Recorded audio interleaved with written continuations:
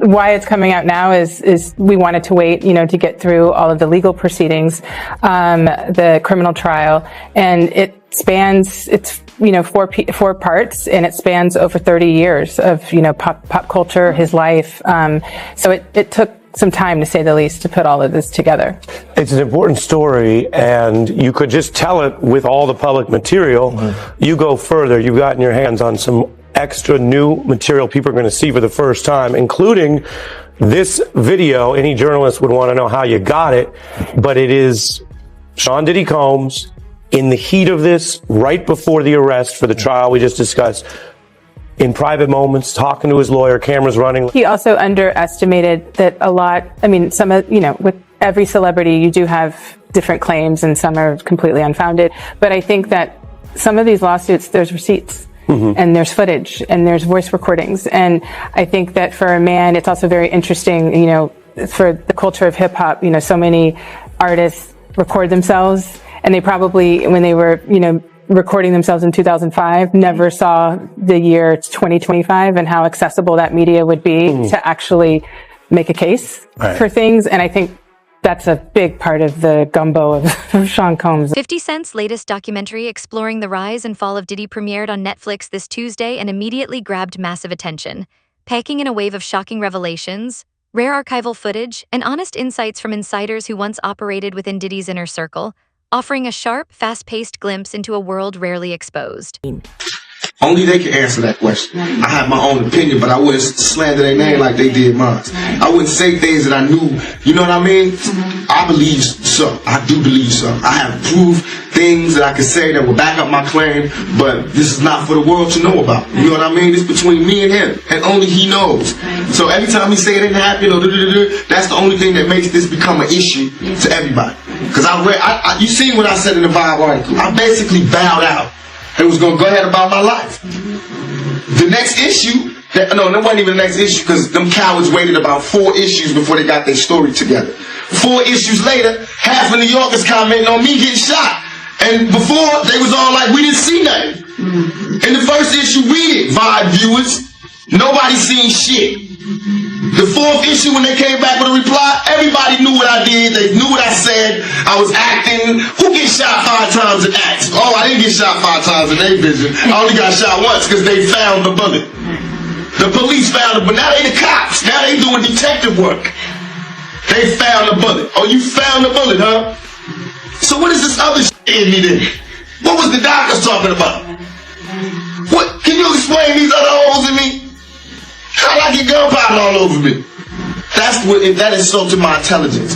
So yes, I did say Thug Life was there. Yes, I bowed out, all of that. But when they said that... In the second episode of Sean Combs, The Reckoning, former Bad Boy Records staff and artists offer their own perspectives on the events surrounding the deaths of Biggie Smalls and Tupac, sharing claims and long-standing suspicions rather than verified conclusions. Featuring testimonies from rapper Mark Curry, Roxanne Johnson, the former wife of Craig Mack, and Bad Boy co-founder Kirk Burroughs, the series highlights a tense period where, according to them, artists felt taken advantage of while the East-West hip-hop rivalry of the 90s escalated, presenting a deeper, more complex view of the industry and its internal power dynamics. You're even hearing from Greg Kading, the detective that worked on Tupac and Biggie's case in this documentary. He is the investigator that did that proper agreement with Keefe D way back in 2008, where Keefe D alleged that Diddy tried to offer him $1 million to take out Tupac and Suge Knight. And Tupac's trial with Keefe D is coming up very soon in early 2026. And we know that Diddy's name has been dropped at least 200 times during these proceedings already. Suge and Puff created the atmosphere for both of those guys to lose their life.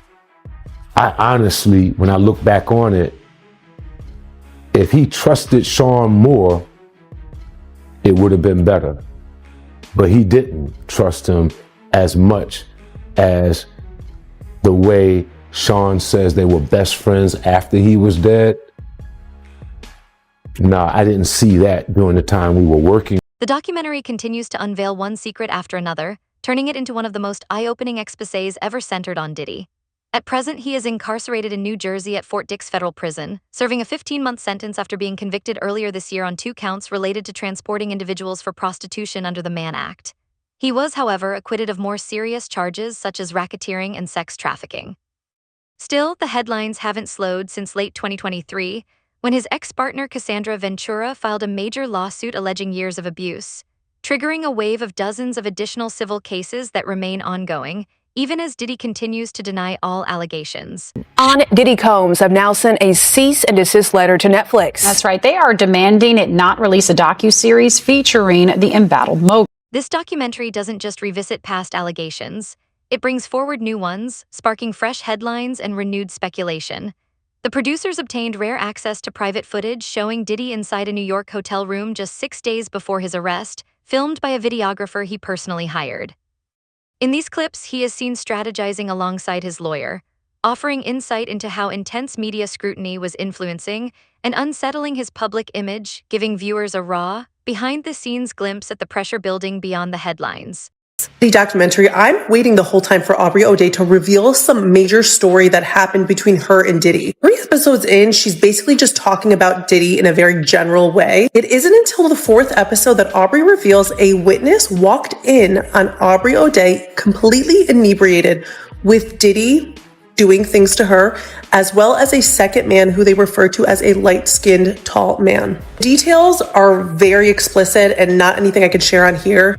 This witness revealed that it was 100% Aubrey O'Day. It was really uncertain in watching Aubrey's reaction and kind of resharing this story whether or not she fully recollected the situation. He says it couldn't have been her choice to become inebriated because that was never her issue. She never really drank a whole ton. The earlier parts of this series, Aubrey does reveal these series of emails that she got from Diddy. They were all in very sexual nature, in a very sexual tone. He's basically asking her to come over and do certain things with him. It's these very domineering emails where he's basically setting the tone that he's the boss. She says that she felt very uncomfortable about those emails, and 6 months later, she was fired from Dan. The series also brings forward voices from Diddy's past, former collaborators, performers, and close associates who provide insider perspectives on his rise and influence.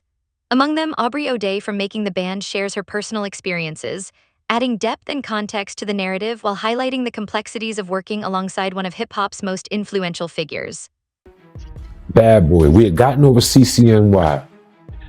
It looked like the coast was clear. We were renegotiating with Arista. We were about to get a step up in the money. I had 25% of the company. I didn't know why he needed to get that back from me and then give it back to me again. I didn't understand that. That's like a trick. Like, okay, here, I gave it to you, now give it back, and don't worry, I'm gonna give it right back to you. I didn't want to give it up. So he came into my office one day unexpected, him and Kenny Marsalis, they had it planned out. Kenny had the briefcase with all the stock certificates in it. And Diddy had the bat, not like I'm gonna beat the shit out of you with the bat, but he had the bat like, man, we got to do this. This has to happen. I didn't feel I was gonna get beat down in that office, in all honesty. I got people that can jump out of the shadows in a minute. I wasn't threatened by him. What I was messed up over was the fact that I started this company with you from day 0. And now the one solid thing that you told me I had, you want to take that back and do a return to me on that at this critical time that we're renegotiating and getting a step up on the contract. When he told me it was about all of that renegotiating and that I should trust, I did, begrudgingly, angry, upset. It wasn't right. I did it. He got the stock back. I went on, tried to get over that, kept doing my job, doing what I had to do, delivering everything. And once again, I was caught up in the job. I forgot all about it. And next thing you know, we had the snafu. I was fired. And he just said, oh, okay, bye. And since he had never given me the stock back, he never said that he would pay me anything or give me anything. He just avoided me all these years. Not only did he avoid me all these years, running high and low, I went on and started working with Mary, who the 3 of us started out together. Singer Al B. Sure, who once dated Kim Porter, recalls what he says he witnessed, while former bodyguard Roger Bonds alleges he saw Diddy behave violently toward Cassie, admitting, "When I first met him, I liked him as a person because I didn't really know him." Adding another dimension, Bad Boy Records co-founder Kirk Burroughs claims he once held a 25% stake in the company before Diddy allegedly threatened him with a baseball bat, pressuring him to give up his share, a decision Burroughs says derailed his life, leaving him blacklisted and even homeless as the label went on to become a major empire. With Pac's money, Pac wanted to leave, and it could be some other shit that was going on, but they still created an atmosphere for that. You understand that East Coast, West Coast bullshit. When Suge was trying to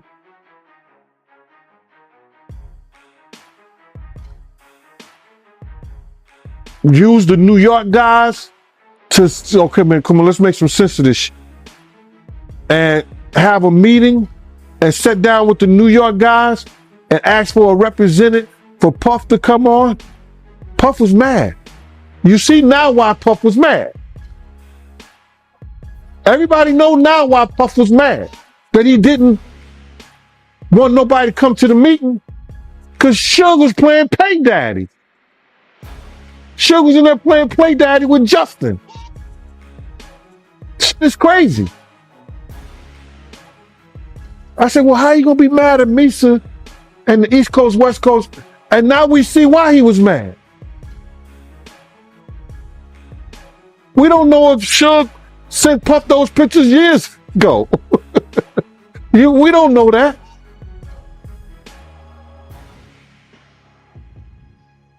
But that's why Puff didn't send a representative when Zipman was asking him, man, let me represent, just let me know. Nah, man, F that. They trying to get a black distribution company, a publishing company, all that. For hip-hop artists and music. Puff and Jay-Z ain't gonna have shit to do with it. And look who get rewarded behind that. So, to answer your question, I think the atmosphere that they designed and made up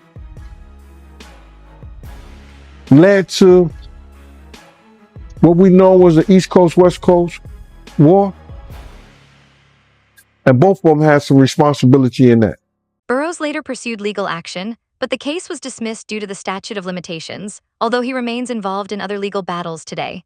The second episode takes a deep dive into the infamous Bad Boy versus Death Row rivalry, the East Coast versus West Coast clash that reshaped hip-hop culture. Death Row featured legends like Dr. Dre and Tupac, while Bad Boy represented stars such as Biggie, Faith Evans, 112, and Mace. However, those interviewed share a revealing perspective. It wasn't the artists driving the conflict, but the executives, especially Combs, who allegedly continued to escalate tensions until they boiled over, reinforcing long-standing claims from Gene Deal that Diddy played a key role in intensifying the feud. You say Suge looks over, he sees you? He looks right at you? Yeah, he looks at me. Okay. When he looks over at you, and then, Tupac's busy getting shot. Evidently, the story is Tupac's trying to either get out in the back seat or something. Yeah, what do you see happening inside their car? I seen the bullet going Suge's head. I thought he was dead. You thought he was dead. So Orlando across Dre? He leaned over on the window. We rolled down the window, popped. They would drove on my side. I would pop them. You know what I'm saying? But they was on the other side. The documentary suggests the label rivalry quickly grew beyond music, evolving into a full-scale gang conflict, with the Crips allegedly aligning with Bad Boy and Biggie, while the Bloods were said to support Suge Knight and Death Row. At the center of it all, the series claims, was Diddy linked to alleged drug figure Dwayne Keefe D. Davis through Eric Von Zip, whom Diddy reportedly referred to as his uncle and who was known as a key figure in New York's gang circles. Recordings featured in the series, along with commentary from former lap detective Greg Kading, present Davis describing how he and his nephew Orlando Anderson were involved in the 1996 Las Vegas shooting of Tupac. Although the Netflix footage itself cannot be shown, the documentary also includes interviews with figures like Keefe D., recounting Tupac's story in their own words and adding first-hand perspective to the explosive events. I'm not going to go into details on that one. Keep the streets on me. I ain't going to go into detail on that. Well, I'm going to go ahead and read from the book. Well, So let them buy the book then. Okay. Well, I'm just going to read this passage. The shit was on. Tupac made an erratic move and began to reach down beneath his seat. It was the first and only time in my life that I could relate to the police command. Keep your hands where I could see them. Instead, Pac pulled out a strap, and that's when the fireworks started. One of my guys from the back seat grabbed the Glock and started busting back. The first skin shook in the head, and I thought that motherfucker was dead. I had heard some stories, supposedly that Suge used Tupac as a shield when the bullets started flying, but that's some bullshit. Suge was already wounded, and he was the one that got touched. As the rounds continued flying, I ducked down so I wouldn't get hit. Basically, yeah. White Cadillac, arm came out the back seat and started letting off. What went through your head when you saw that? They shot my name.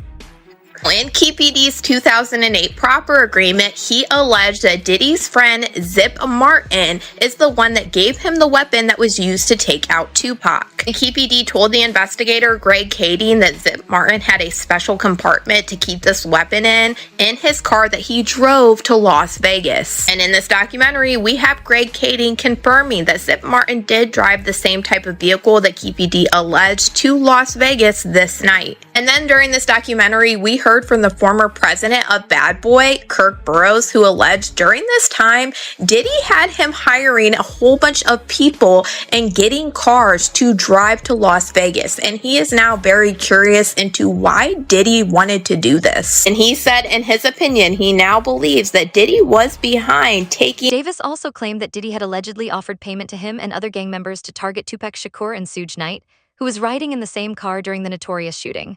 However, Davis says the money was never delivered, partly because Knight survived the attack and partly because the funds were allegedly lost with Von Zip, who has since passed away, adding yet another dark and complicated layer to the already controversial network of accusations surrounding Diddy. There was the rumor that after Pac got Puffy gave Zip $1 million that was supposed to be handed over, and Zip ended up keeping it. And I remember when I interviewed TK Kirkland, who was actually roommates with Zip at one point. They were that close. He actually said, yeah. The Fed said that too. He said that actually happened.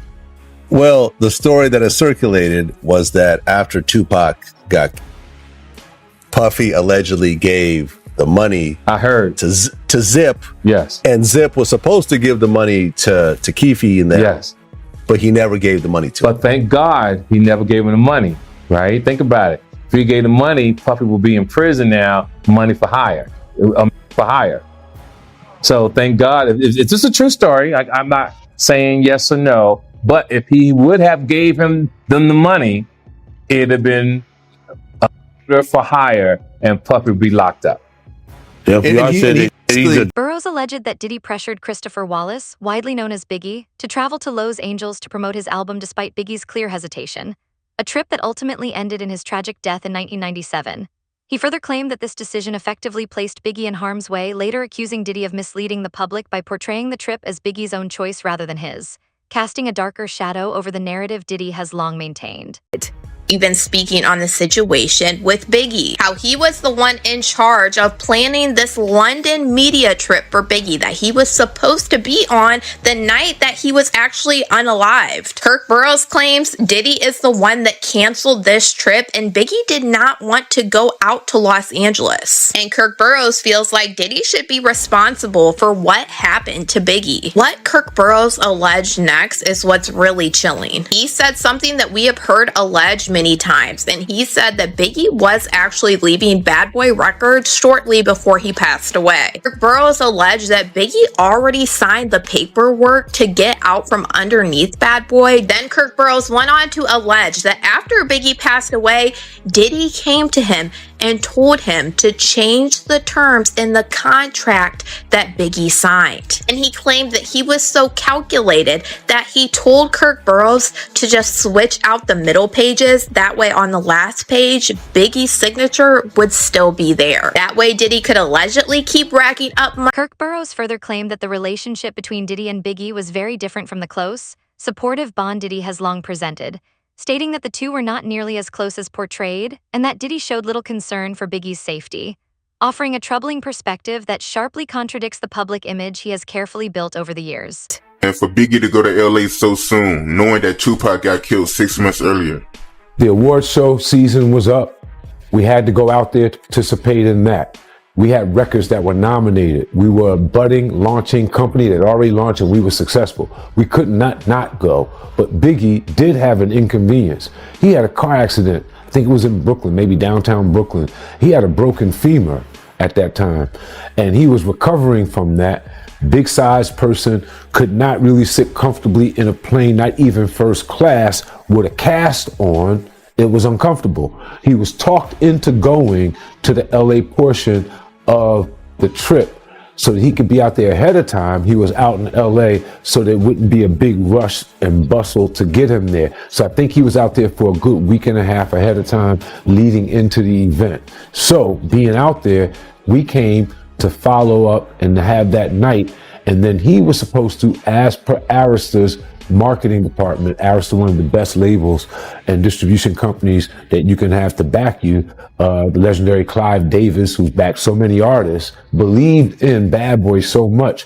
He put together a marketing campaign that was never seen before that campaign and still wasn't seen, but it was put together so that Biggie could receive a international press junket in London with all press from around the world meeting him that Saturday, Sunday after the Friday award show night. He was supposed to go on an international flight with me. We have the itinerary still to this day.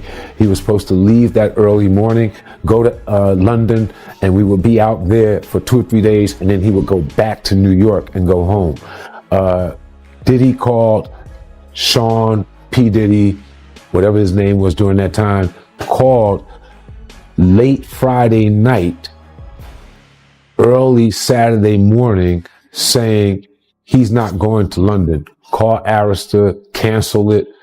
You go. You represent it. You go. He's not going. He wants to stay here in LA.